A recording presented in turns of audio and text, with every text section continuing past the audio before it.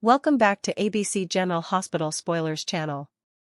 Today we will learn about the explosive confrontations and dangerous revelations coming your way this Monday, December 22nd. The streets of Port Charles are about to heat up with warnings, ultimatums, and shocking discoveries that will leave everyone questioning who they can truly trust in this tangled web of deception and intrigue. Valentine's ominous warning to Carly.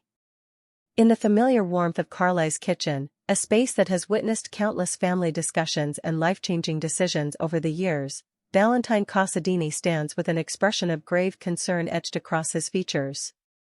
The usually composed and calculating man has come bearing a warning that could shake Carly's world to its very foundation. You may not be his intended target, but any one of them could be. Valentine states with an intensity that cuts through the room like a knife. His words hang in the air, heavy with implications about Jack Brennan and the potential danger he poses. Carly finds herself in an uncomfortable position of having to acknowledge that perhaps she's been blind to the truth that's been staring her in the face all along. The spell that Brennan cast over her was powerful, intoxicating, even causing her to dismiss the warnings that came from one of the people she trusts most in this world. When Jason Morgan, her longtime friend and confidant, tried to sound the alarm bells about Brennan's true nature, she refused to listen.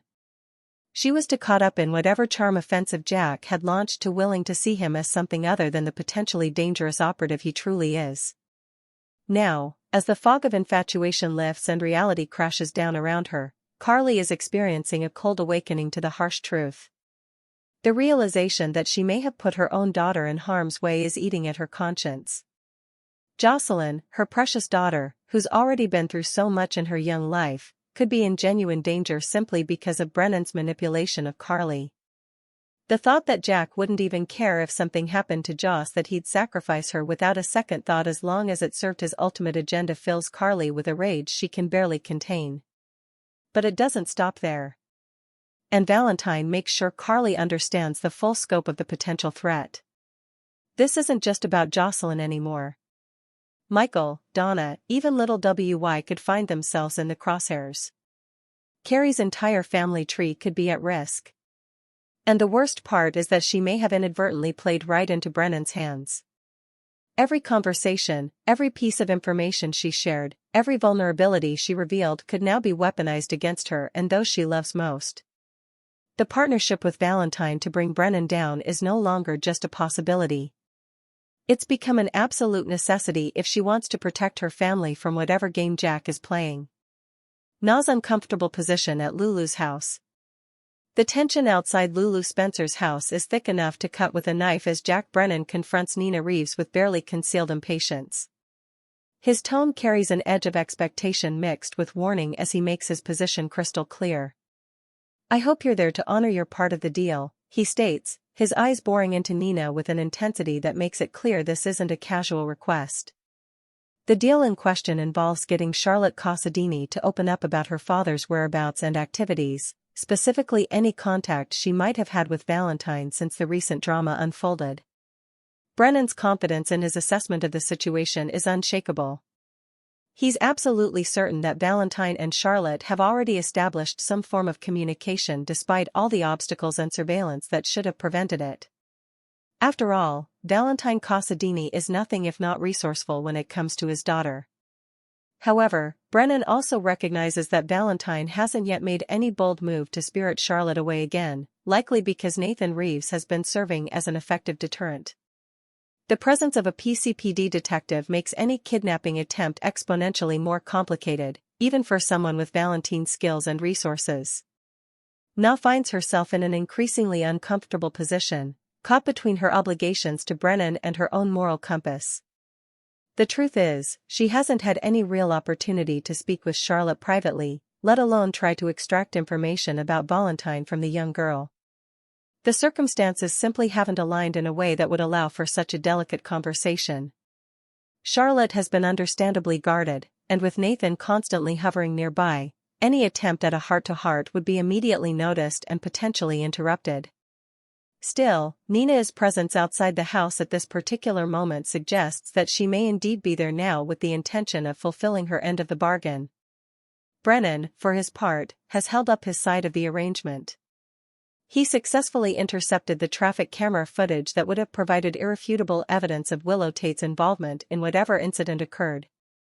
That footage would have sealed Willow's fate, making her guilt impossible to deny by making it disappear. Brennan gave Nina exactly what she wanted. And now he's here to collect on that debt. The question that hangs in the air like a dark cloud is whether Na will actually be able to gain Charlotte's trust and extract the information Brennan so desperately wants, or whether this entire arrangement will blow up in everyone's faces. Jocelyn's shocking revelation to Jason. The conversation between Jocelyn Jacks and Jason Morgan takes a stunning turn that Jason clearly wasn't anticipating when he poses his question. About the mysterious Five Poppies organization and its connection to the dangerous triumvirate of Jen Sidwell, Henry Dalton, and the late Caesar Faison. Jason has certain expectations about what answer he'll receive. He's already shared his theory with Jocelyn that Britt Westman is essentially a victim in this whole scenario, being blackmailed and coerced into completing her father's final sinister project by withholding her crucial Huntington's disease medication. But Jocelyn's response shatters that theory into a million pieces. Britt Westman isn't a victim. She's an audit. She declares with absolute conviction, leaving Jason stunned and forcing him to reconsider everything he thought he understood about the situation. This isn't what he wanted to hear, and it certainly isn't what he expected from someone he's come to view as a potential ally in untangling this mess. The source of Jocelyn's intelligence raises serious red flags that Jason needs to consider carefully. While it's possible that she discovered this information through her own investigative work as a WASB agent, leveraging her training and resources to uncover the truth about Britt's involvement, there's another, more troubling possibility lurking beneath the surface. What if this revelation is actually disinformation that Brennan has carefully planted in Jocelyn's mind? What if Jack has been manipulating her all along, feeding her false intel designed to misdirect investigations and protect his own interests or those of his true masters? The implications of this are staggering. If Brennan has successfully gotten inside Jocelyn's head, then she's not just in physical danger, she's been turned into an unwitting tool of deception. Every piece of information she receives and passes along could be tainted, leading people down the wrong paths and allowing the real culprits to operate with impunity. Jason will need to approach this information with extreme caution, verifying it through independent sources before acting on it because the stakes are simply too high to take anything at face value anymore. Brad and Britt's expensive predicament. Meanwhile, in a subplot that provides a moment of dark comedy amidst all the tension, Brad Cooper and Britt Westman find themselves in quite the embarrassing predicament at the upscale Café Sherry.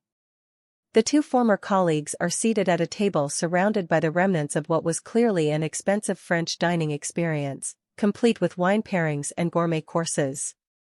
The problem, neither of them actually has the means to pay for this luxurious meal, and the realization is slowly dawning on them with increasing panic. The misunderstanding that led to this situation is almost comical in its simplicity. Britt, having been away from Port Charles for a considerable period, assumed that Brad was still flush with cash from the substantial payoff that Drew Kane provided him to leave town and disappear from the scene. In her mind, Brad was someone who could easily afford to treat them both to an extravagant dinner without batting an eye. On the flip side, Brad operated under the assumption that Britt had successfully returned to General Hospital and resumed her position as a respected obstetrician-gynecologist, commanding a substantial salary that would make splitting an expensive bill a non-issue. The reality, of course, is far less glamorous than either of them imagined. Brad's money from Drew has long since been depleted through living expenses and poor financial decisions, while Britt hasn't returned to her former position of prestige at GH at all. Instead, she's been reduced to working as a clerk. A dramatic fall from grace that comes with a correspondingly dramatic reduction in income. Neither of them is in a position to cover this bill. And the realization is mortifying. Ever the problem solver, even when faced with social humiliation, Brad's mind races to find a solution. There has to be someone they can call to pay for the meal. He insists. His tone mixing desperation with determination. It's a valid point, but also raises the question of who exactly they think they can call in this situation. Are they going to phone some kind of billbuster service? Perhaps they'll have to swallow their pride and reach out to someone from their past, cap in hand, admitting their predicament and begging for financial rescue. Whatever they decide, it's going to be an uncomfortable conversation and one that will likely come back to haunt them later. Lulu's bold confrontation. Back inside Lulu Spencer's house, the situation has escalated to a direct confrontation that crackles with tension and defiance. Jack Brennan, clearly frustrated that Nina hasn't been able to deliver on her promise to extract information from Charlotte, has apparently decided to take a more aggressive approach. His presence inside Lulu's home is an intimidation tactic, an assertion of power and authority that he believes gives him carte blanche to operate however he sees fit. But Lulu Spencer isn't one to be intimidated, especially not in her own home. With Nathan Reeves standing solidly by her side, providing both moral support and legitimate law enforcement backup, she faces down Brennan with the kind of fierce determination that runs in the Spencer family bloodline. "This is my home and you have no jurisdiction here," she declares, her voice ringing with authority and righteous anger. It's a powerful statement that cuts right to the heart of the matter. Brennan may think he's above the rules, but he's not above the law, and he certainly doesn't have the right to invade people's homes and make demands. There's a possibility, of course, that this entire confrontation is actually serving a dual purpose. Perhaps while Brennan keeps Lulu and Nathan occupied and distracted, Na is using the opportunity to slip upstairs and have that crucial conversation with Charlotte. If that's the case, then Jack is essentially serving as a calculated distraction, drawing all the attention to himself while the real operation unfolds elsewhere in the house. It's a risky strategy, but one that might actually pay off if Nina can successfully gain Charlotte's confidence and get her to reveal information about Valentine. However, the logistics of such a plan are complicated by Charlotte's bedroom being located upstairs, making any clandestine conversation difficult to conduct without someone noticing. Nathan, as a trained PCPD detective, isn't the type to let his guard down easily, and he's been specifically assigned to protect Charlotte and monitor the situation. Brennan seems to believe that his WSB credentials somehow trump Nathan's authority as a detective.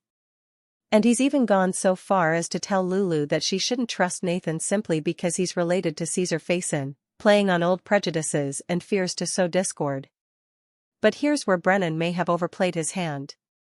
If he truly is just an underling in the WASB hierarchy and not the top-level operative he pretends to be, then there should be people above him in the chain of command who could be contacted and brought into this situation. Lulu and Nathan could potentially go over Brennan's head, appealing to his superiors and exposing whatever unauthorized activities he's been conducting.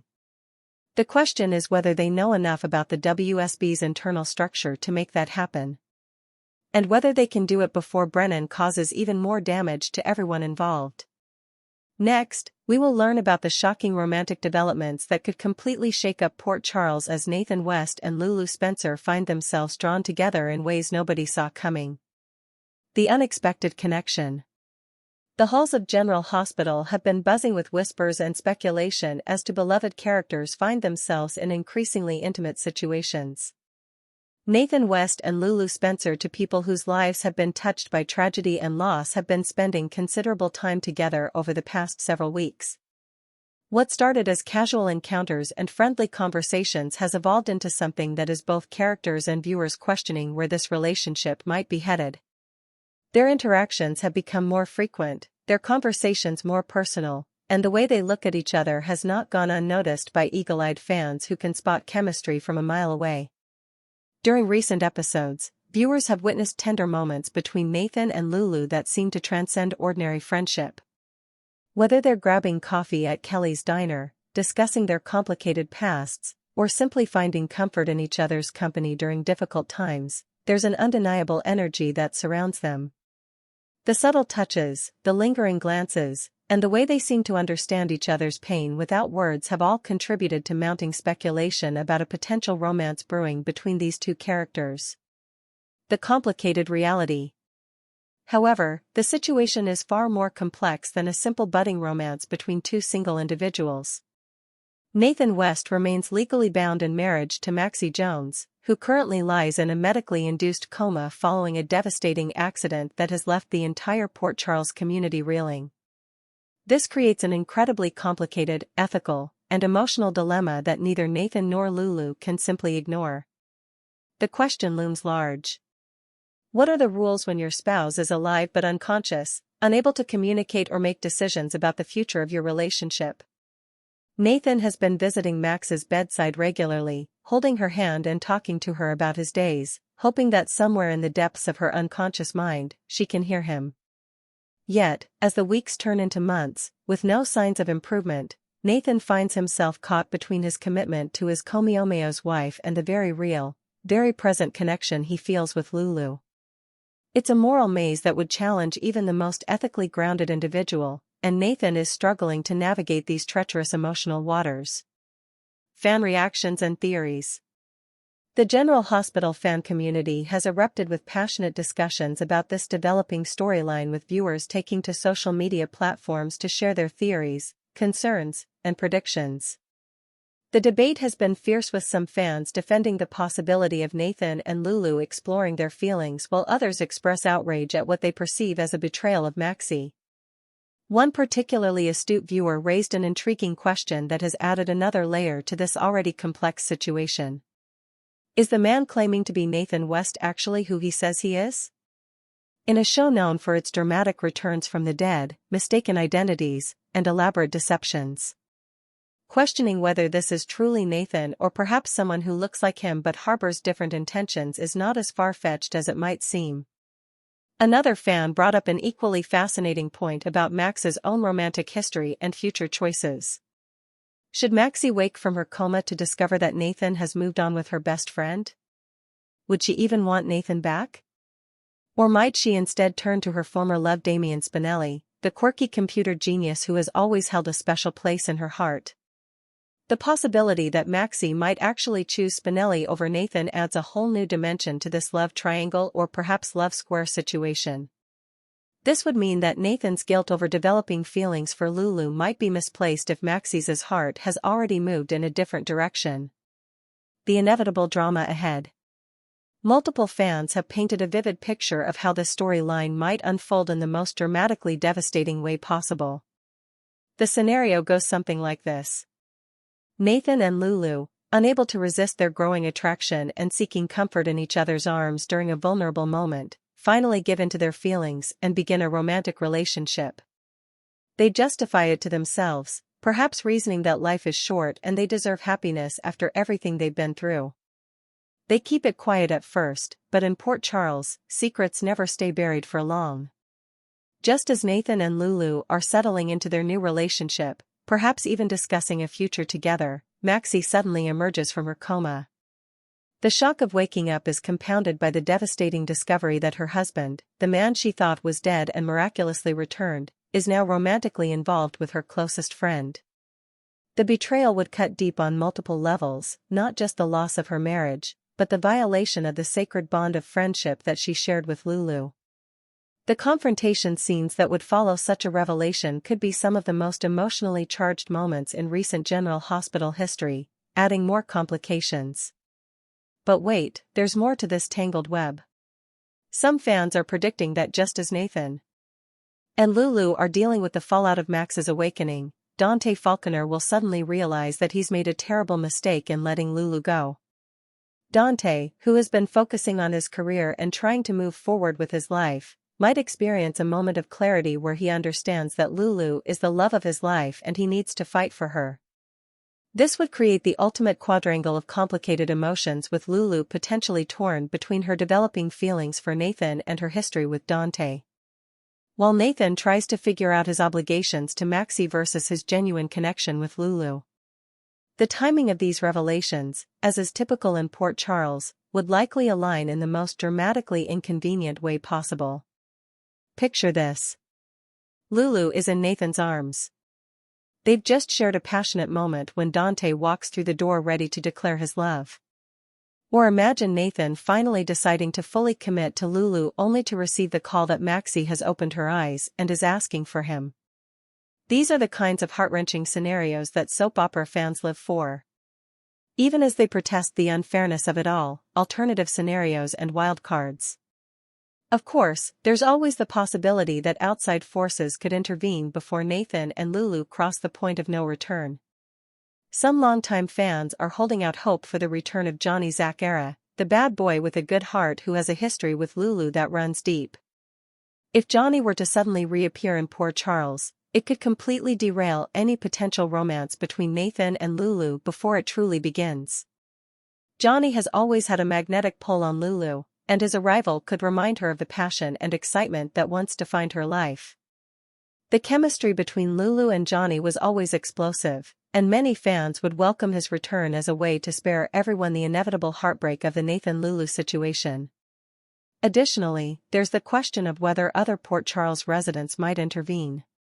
Will someone like Dante Spinelli or even Sam Call notice what's happening and try to talk sense into Nathan and Lulu before they make a decision they might regret? Or will the citizens of Port Charles practice a hands-off approach, believing that matters of the heart are too personal for outside interference? The potential for intervention adds yet another layer of suspense to this already complicated situation. The moral quandary.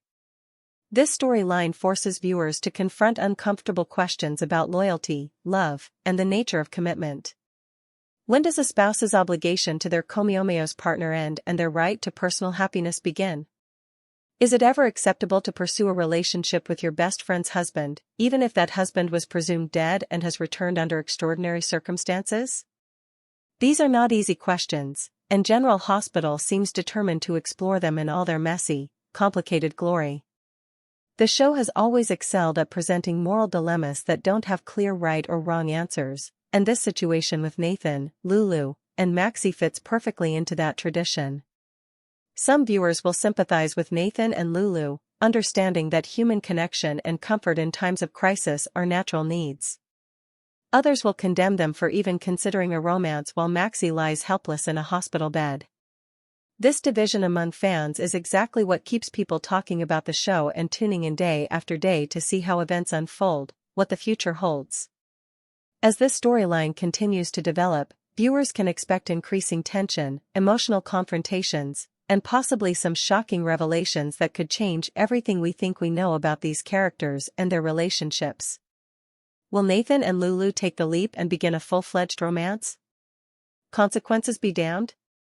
Will guilt and loyalty hold them back from exploring their obvious chemistry? And when Maxie inevitably wakes up, because in soap operas, coma patients always wake up eventually, how will she react to whatever situation she finds herself in?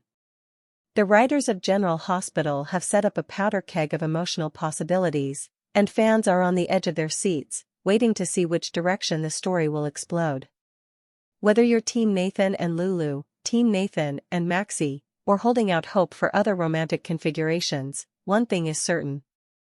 The coming weeks and months promise to deliver the kind of dramatic, heart-wrenching storytelling that has made General Hospital a beloved institution for decades. Every conversation between Nathan and Lulu will be analyzed for hidden meanings. Every touch will be scrutinized for romantic intent. And every episode could bring the revelation that changes everything. So make sure you're tuning in daily because in Port Charles, you never know when the next shocking twist will occur. And missing even a single episode could mean missing the moment that everything changes forever.